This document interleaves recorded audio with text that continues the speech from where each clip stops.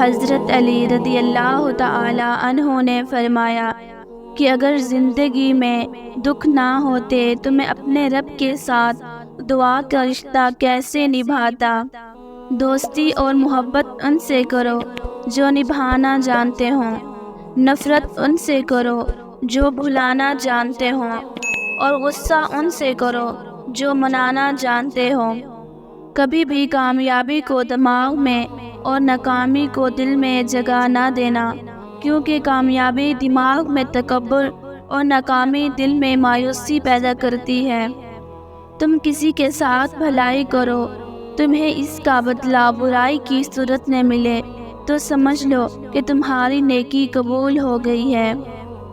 اگر کوئی تم سے جلتا ہے تو بجائے غصہ ہونے کے ان کی جلن کی قدر کرو، کیونکہ یہی وہ لوگ ہیں جو تمہیں خود سے زیادہ بہتر سمجھتے ہیں۔ لمبی دوستی کے لیے 2 چیزوں پر عمل کرو۔ 1، اپنے دوست سے غصے میں بات مت کرو، اور 2، اپنے دوست کی غصے میں کہی ہوئی بات دل پر مت لو۔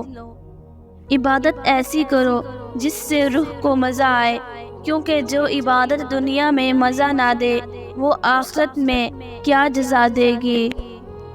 کوئی تم سے روٹھ جائے اور پھر وہی تم سے ملنے کو ترسے تو اس سے کبھی مت کھونا، کیونکہ وہ تم سے بہت زیادہ پیار کرتا ہے۔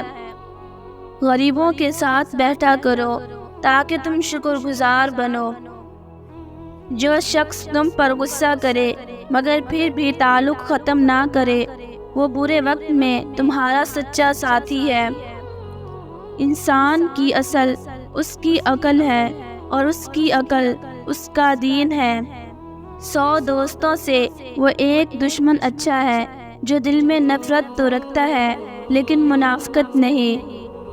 خالق سے مانگنا سنت ہے، اگر دے دے تو رحمت ہے، نہ دے تو حکمت ہے۔ مخلوق سے مانگنا ذلت ہے، اگر دے دے تو احسان ہے، نہ دے تو شرمندگی ہے۔ مومن وہ ہے جس کی تنہائی پاک ہو۔ لوگوں کے غلام مت بنو جب اللہ نے تمہیں آزاد پیدا کیا ہے۔ ہمیشہ اخلاق سے بات کرو، کیونکہ انسان پر سب سے زیادہ مصیبتیں اس کی زبان کی وجہ سے آتی ہیں۔